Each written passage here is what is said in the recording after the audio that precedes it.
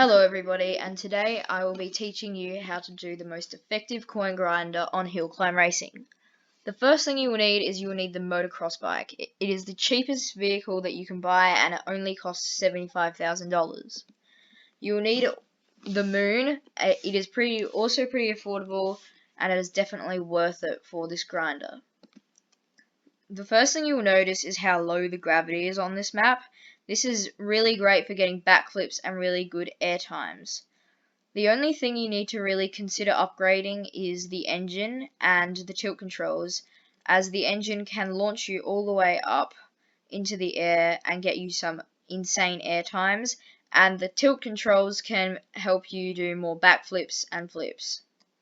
If you found this video helpful, please consider subscribing.